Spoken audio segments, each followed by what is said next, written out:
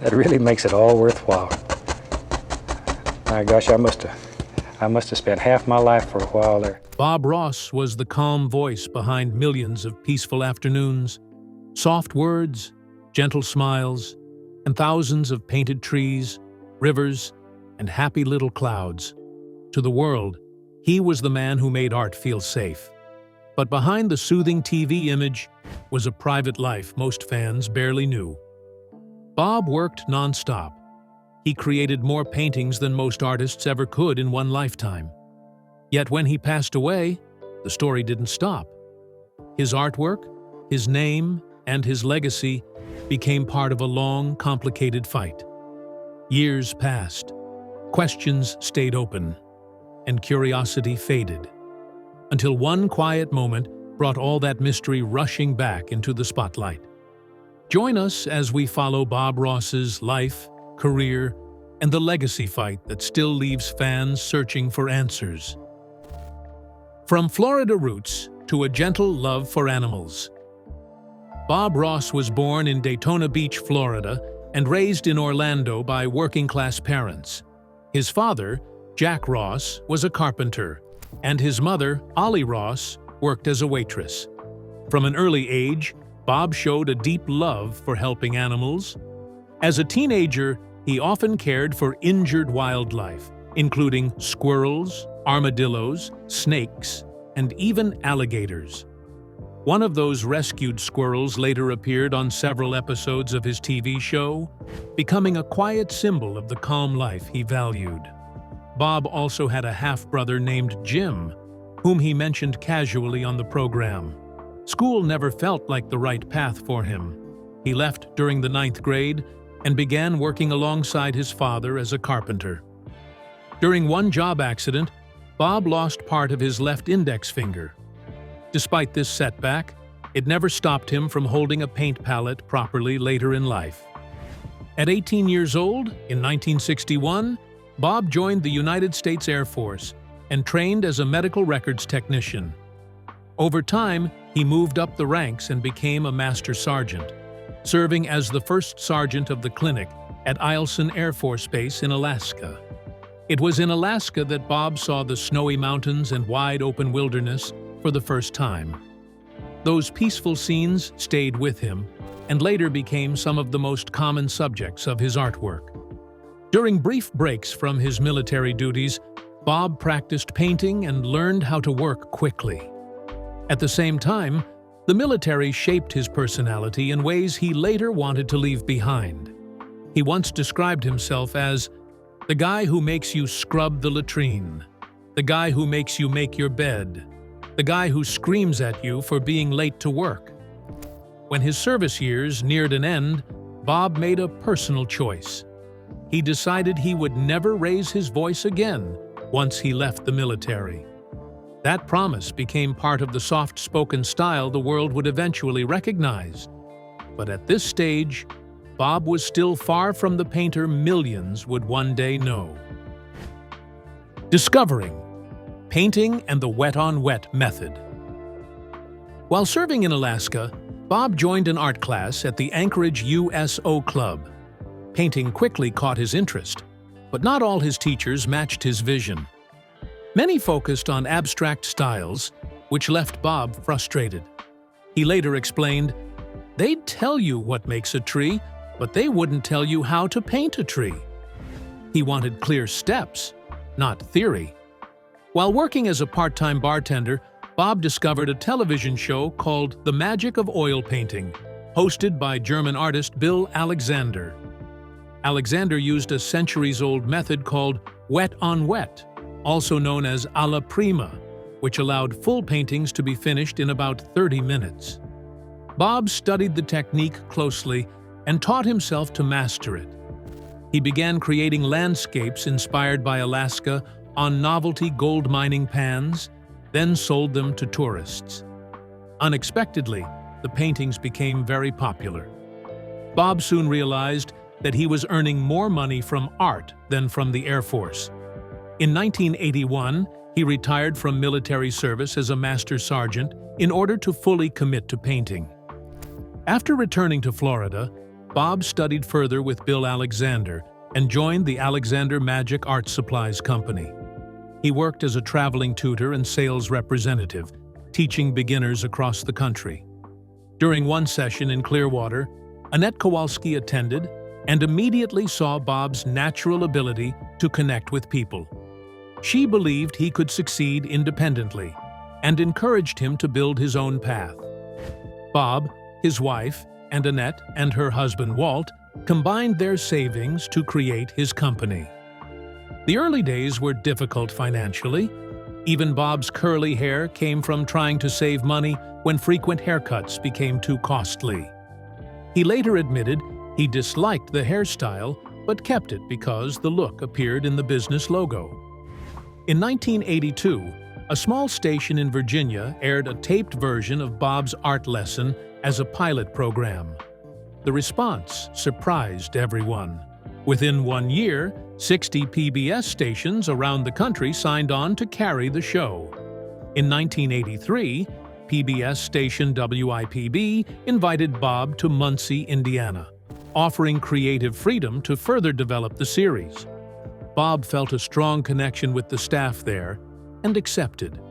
Although he moved back to Florida in 1989, he continued traveling to Muncie every 3 months to record episodes, a routine that helped grow what was quickly becoming a national sensation. The joy of painting takes shape.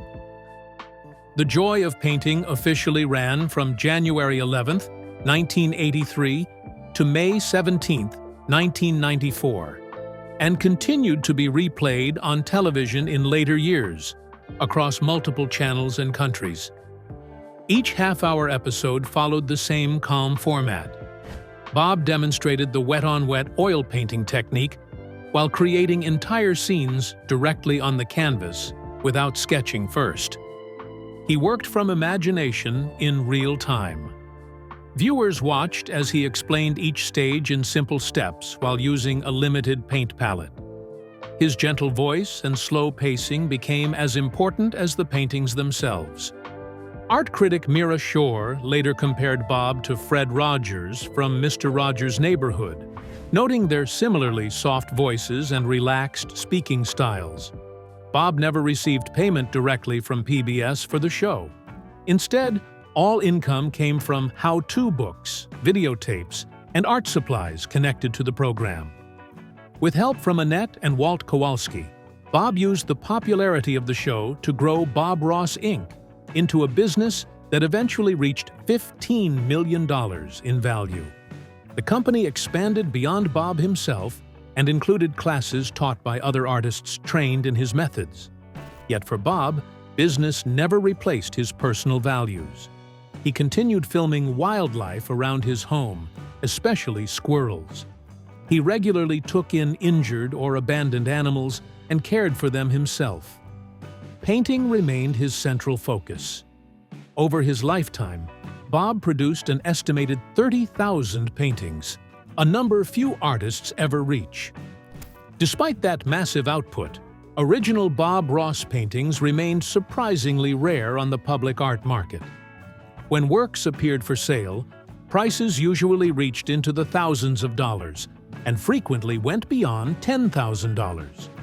Most paintings available to collectors came from Bob's work years before the television show began. Bob Ross Incorporated retained ownership of many paintings made during the series, since Bob himself opposed turning his artwork into financial investment tools.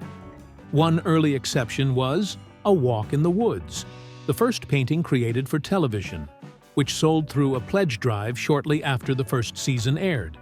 The piece later entered the collection of art dealer Ryan Nelson, who listed it with an asking price of nearly $10 million. Even as values rose, Bob's work became most popular with everyday fans, rather than luxury collectors, people who felt personally connected to the man they watched paint at home.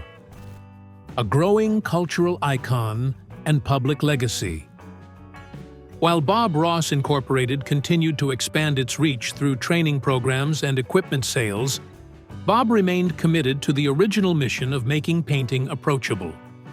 His show remained simple and instructional, He broke painting down into easy steps, made no heavy demands on skill levels, and encouraged beginners to trust themselves. His manner never changed. He stayed calm, spoke gently, and taught without judgment, always working live from blank canvas to finished scene in under 30 minutes. The connection viewers felt with him grew deeper as the show reached new audiences. International broadcasts introduced Bob to viewers worldwide. During long periods of global lockdown in the United Kingdom, the BBC repeated episodes as people turned to his calm presence for comfort at home.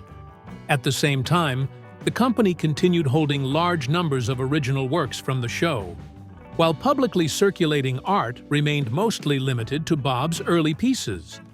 This pattern shaped a unique market, where the value of a Bob Ross painting reflected not fame or luxury status, but emotional connection. Art appraisal services later described his work as sitting between fine art and entertainment memorabilia, explaining why everyday fans, rather than wealthy elite collectors, drove most demand. By this stage, Bob was no longer just a television teacher. He had become an international symbol of calm creativity. Millions recognized his soft voice, steady brushwork, and gentle encouragement. The simple technique behind the magic. Bob Ross painted using the wet-on-wet oil painting method. This meant he painted directly onto a thin layer of wet base paint. Nothing needed to dry first. This technique allowed each painting to move fast, from start to finish. Ross kept the tools simple. He used only a small number of brushes and colors, so beginners did not need to spend much money. His main tools were large 1-inch and 2-inch brushes and painting knives. These made it easier to shape mountains, clouds, and trees quickly. Ross often cleaned his brushes using odorless paint thinner, which he recommended to viewers. The wet-on-wet style, mixed with the soft brush movements and simple color choices, helped entire landscape scenes form in under 30 minutes. For every painting shown on television, Ross actually created 3 versions. The first was done before filming and sat off camera as a guide. He followed that while painting the second version during the episode, which viewers watched being created live. After recording, he painted a third, more detailed version for his instruction books. Each one carried a special mark on the back or side. The first was labeled Kowalski, the show version had TV, and the book painting was marked Book. These behind-the-scenes copies proved how carefully planned the calmness really was. While the paintings looked spontaneous on screen, each episode was quietly supported by preparation that viewers never saw. And much of that preparation traced back to one person who shaped Ross more than anyone else: Bill Alexander and the strained bond. Bob Ross never hid where his foundation came from.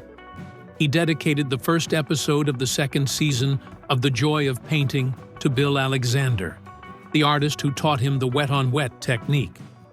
Ross said clearly, "Years ago, Bill taught me this fantastic technique, and I feel as though he gave me a precious gift, and I'd like to share that gift with you." That gratitude was sincere, but the relationship changed as Ross became more popular. Alexander did not take the shift lightly. In 1991, he told the New York Times, "He betrayed me. I invented wet on wet. I trained him, and he thinks he can do it better." The tension between teacher and student became public. Yet art historians pointed out something bigger. The wet-on-wet style had existed long before either man. The technique began in 15th century Flanders and was used by classic painters such as Frans Hals, Diego Velázquez, Caravaggio, Paul Cézanne, John Everett Millais, John Singer Sargent, and Claude Monet. This history put their disagreement into a wider picture. The technique was not owned by any one artist. It was passed down through centuries. Even so, Ross always made sure to credit Alexander publicly. While others debated the origins, Ross focused on teaching. His popularity kept growing, and the way he spoke, dressed, and acted became just as recognizable as his brushstrokes, leading viewers to remember not only his landscapes, but his unique style and unforgettable sayings. The voice, look, and scenes fans remember. Bob Ross became famous not only for how he painted, but for how he spoke while painting. He repeated friendly phrases that viewers still quote today, especially, "Let's add some happy little trees." In nearly every episode, he showed how much he enjoyed cleaning his brushes. He would dip them into odorless thinner, then strike the brush against a box or trash can to shake off the liquid.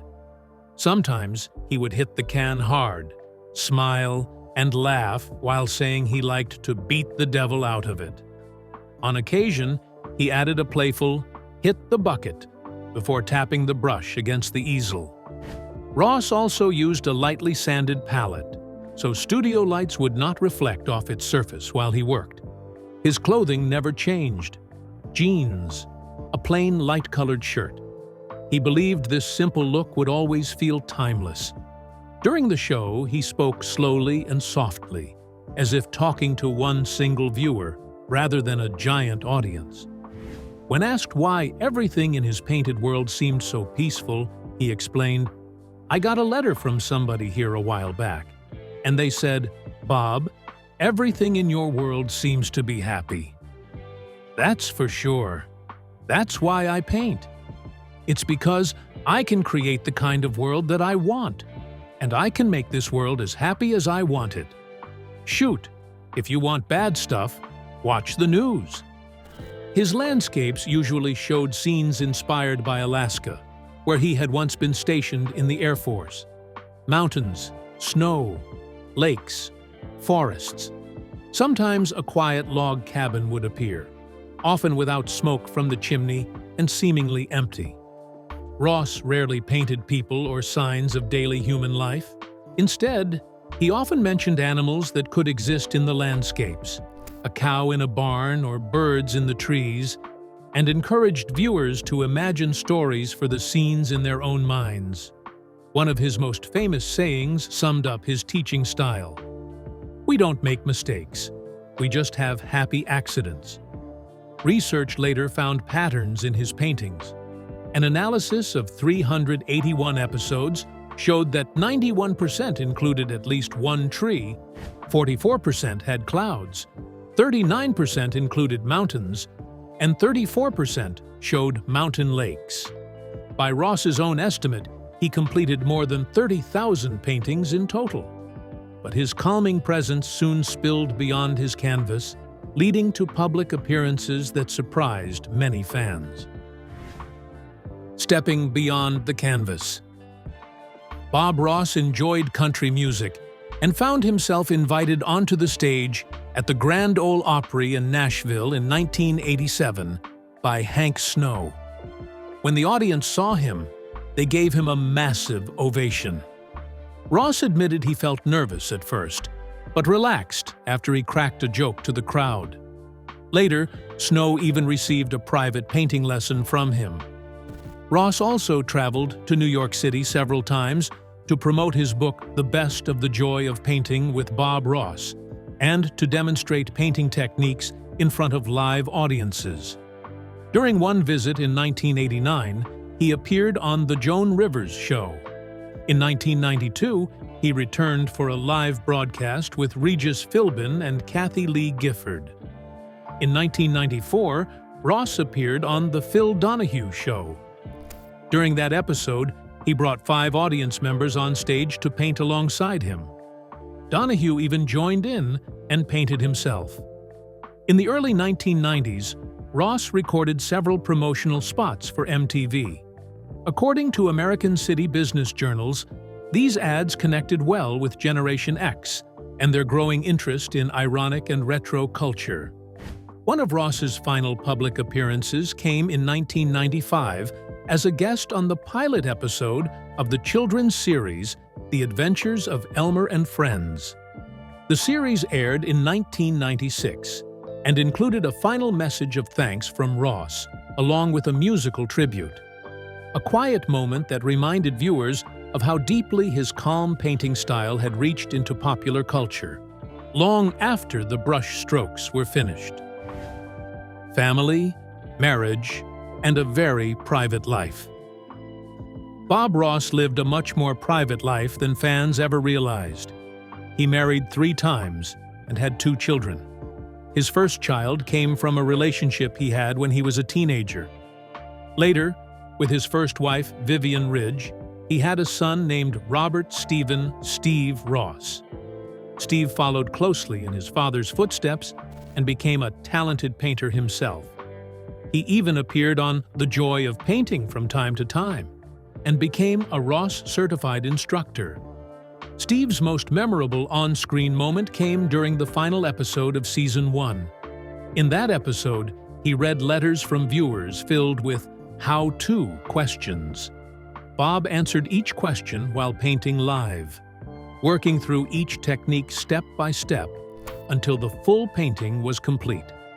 Despite these family moments on TV, Bob's marriage to Vivian ended in divorce in 1977, reportedly due to his infidelity. Bob later married Jane, but the couple did not have children together. In 1992, Jane died from cancer. Just 3 years later, Bob married for the 3rd time, to Linda Brown, only 2 months before his own death. Even with marriages, growing children, and fame, Bob stayed very guarded about his personal life. He avoided public interviews whenever possible and valued privacy deeply. Very few insights into his off-camera world exist, and much of what is known comes only from select interviews in the PBS documentary Bob Ross. The Happy Painter. Bob Ross Incorporated has continued to be extremely protective of both his image and private details. While millions felt they knew him through television, Bob kept his real life carefully shielded. Spiritually, Bob did not belong to any organized religion. He did believe in a creator God and often ended his episodes with the simple blessing, "God bless."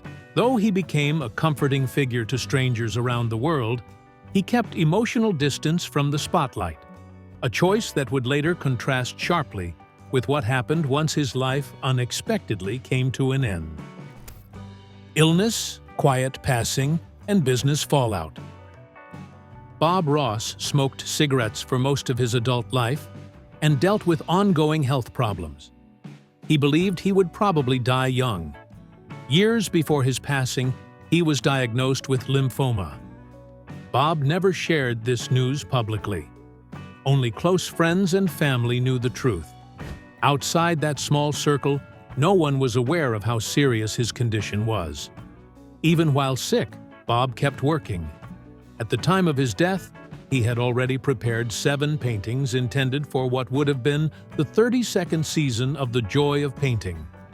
Bob passed away at the age of 52 on July 4, 1995, in Orlando, Florida, due to complications from lymphoma.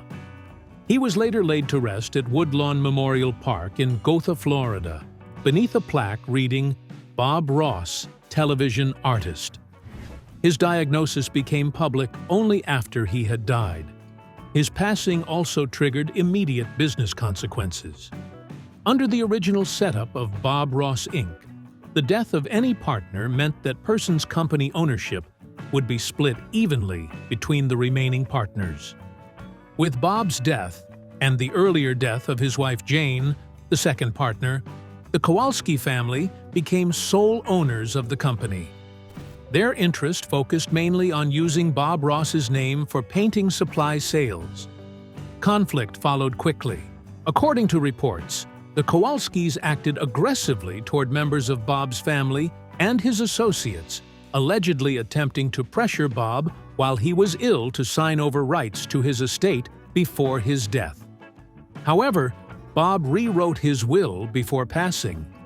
He removed the Kowalskis entirely and left his estate, including rights to his name and likeness, to his son Steve and his half-brother Jimmy Cox. The Kowalskis challenged the will, arguing that nearly all of Bob's work qualified as work for hire, meaning the rights legally belonged to the company rather than Bob himself. A lawsuit followed, and eventually the Kowalskis succeeded, winning legal control of Bob Ross's name and business interests, reshaping control of his legacy almost overnight. Business expansion and ongoing disputes. After Annette and Walt Kowalski later retired from running the company, their daughter Joan Kowalski took over Bob Ross Inc. Under her leadership, the brand expanded far beyond painting supplies.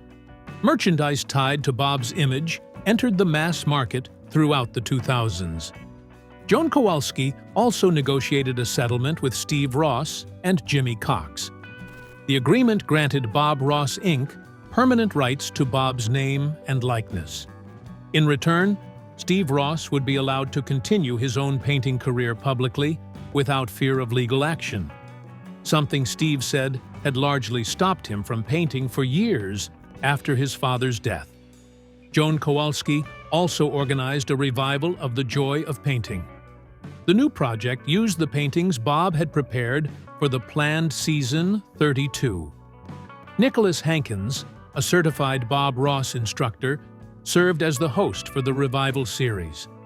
While business expanded and legal matters settled formally, questions about the handling of Bob's legacy continued to linger among fans. Meanwhile, Bob's image began to pop up everywhere outside of formal painting circles. Cosplayers dressed as Bob Ross at fan events like New York Comic Con. Street artists painted murals of him in cities such as Ankara, Turkey. His likeness appeared in television shows, movies, and video games including Family Guy, The Boondocks, Deadpool 2, and Smite. In 2012, Google honored him on what would have been his 70th birthday with a Google Doodle showing Bob painting a landscape that formed the letter G. A board game titled Bob Ross, The Art of Chill hit Target shelves. A Bob Ross Chia pet was released. Plans once existed to create Bob Ross video games for the Wii, Nintendo DS, and PC, but those projects were canceled before release. His face had turned into both a cultural tribute and a commercial icon, leading into a new era that surprised even the very people managing his brand. Digital revival and museum recognition.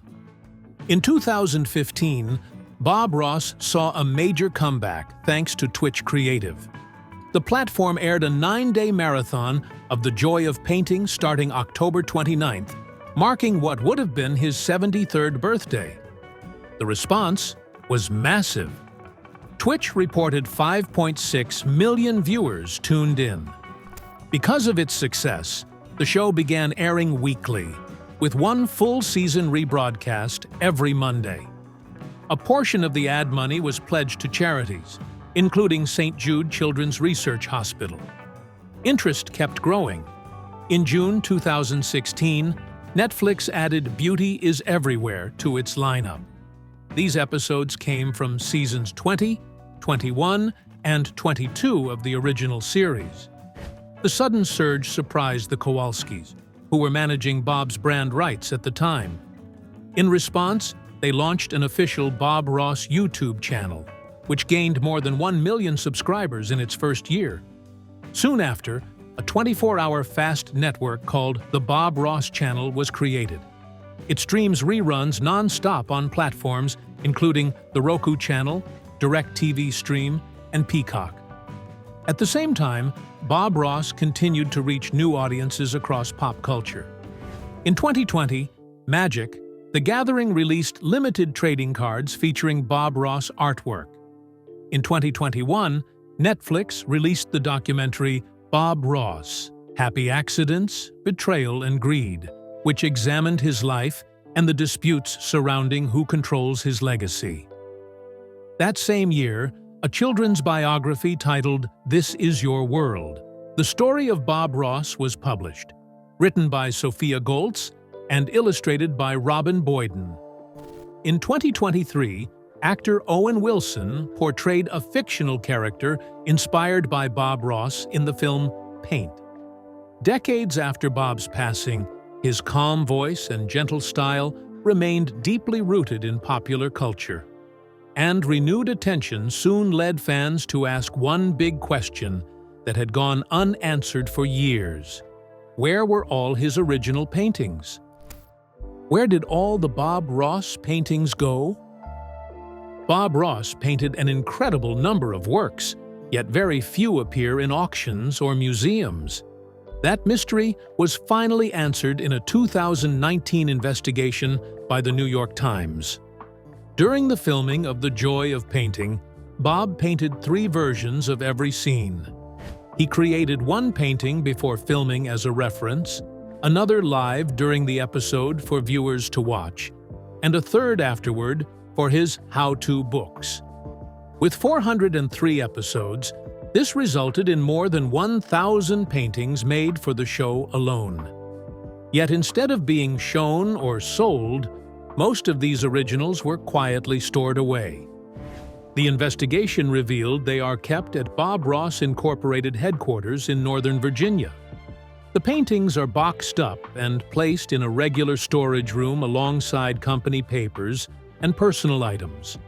They are not held in climate-controlled art storage, and the building is closed to the public, meaning fans cannot view the artwork there. None of the paintings stored by Bob Ross Inc. are for sale, which also means many so-called Bob Ross originals seen online are likely not authentic.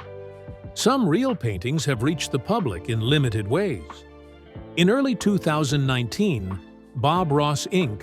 donated a small selection of items to the Smithsonian's National Museum of American History. These included the paintings On a Clear Day and Blue Ridge Falls, along with notebooks and fan letters. While the paintings entered the museum's collection, they were not immediately displayed.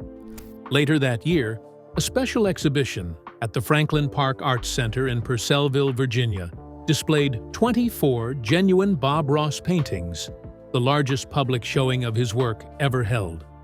The discovery of where the paintings were kept solved a long-running mystery, but also fed into ongoing discussion about Bob's legacy.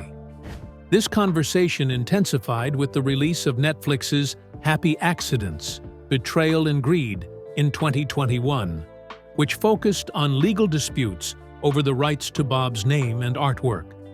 Bob Ross Inc. pushed back, calling the documentary inaccurate and heavily slanted, and accusing its producers of bias.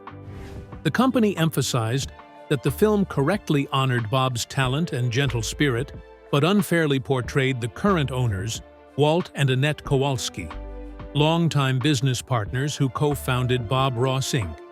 in 1984 alongside Bob and his wife Jane, and later gained full control of the company after both Bob and Jane's deaths. The film claimed rights to Bob's name and likeness were taken from his son, Steve Ross, through aggressive legal pressure, a version of events the company strongly disputes, leaving fans caught between the peaceful image of the painter they loved and the complicated business battles that followed his fame. Do you think Bob Ross's paintings should be shared with the public more, or kept protected where they are? Share your thoughts in the comments below. And don't forget to hit like, subscribe, and stay tuned for more incredible stories from Hollywood's fascinating history. See you next time.